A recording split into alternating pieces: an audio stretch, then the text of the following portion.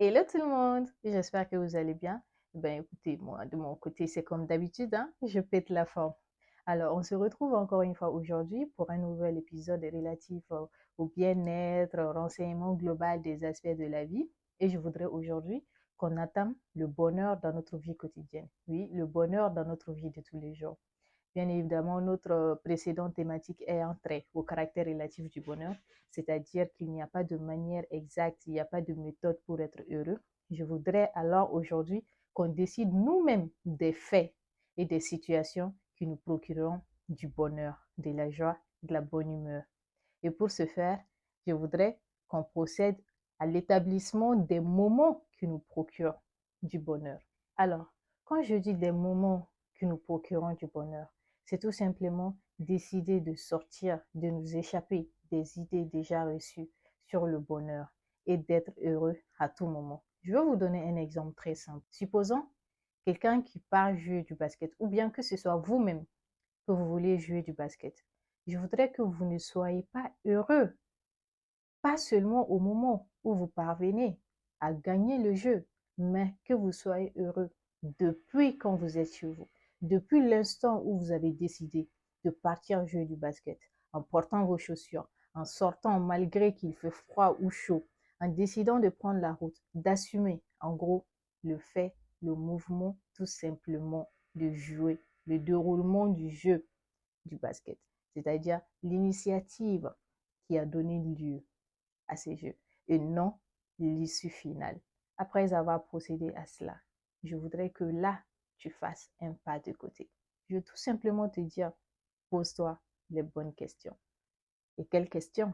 D'abord la première, qu'est-ce qui t'empêche d'être heureux là maintenant, actuellement à l'instant T? Qu'est-ce qui t'empêche de l'être? Es-tu stressé?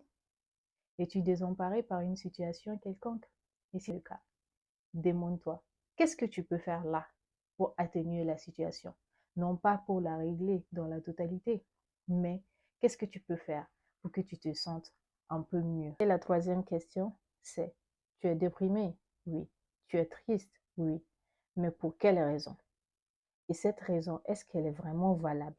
Est-ce qu'elle en vaut vraiment la peine que ça te coupe l'envie d'être joyeux, d'être content au point de ne pas être heureux ou heureuse? Pose-toi cette question. Après, je voudrais que tu aies confiance en toi. Oui, aie confiance en toi. Fixe-toi des objectifs simples, précis et déterminés que tu pourras atteindre avec des moyens qui te sont accessibles. Et surtout, prends-y du plaisir. Prends du plaisir en le faisant, car c'est en prenant du plaisir qu'on gagne en confiance. Et surtout, ne baisse pas les bras aux premières hésitations et à la moindre échec. Non. Et après la confiance en soi, combat ta honte. Et je ne te dis surtout pas de l'ignorer. Alors là, loin de là. Mais cherche à la comprendre en te posant la question, à savoir, tu as honte de ce que tu fais ou bien de ce que tu es. Alors si c'est le premier cas, cela est facilement remédiable. Tu peux changer de comportement, soit d'acte. Mais si c'est le second cas, il te reste de t'accepter. Accepte-toi comme tu es, ta vraie nature. Et surtout, cherche à savoir ce que tu pourrais faire pour être encore plus en accord avec toi-même. Et après le combat de la honte, je voudrais que tu combattes tes peurs. Oui, combat-les. Cherche à déterminer, par exemple, dans la semaine, combien de fois as-tu eu peur? Et combien de fois as-tu eu des peurs irréelles? Parce que oui, on a les vraies peurs et les peurs irréelles.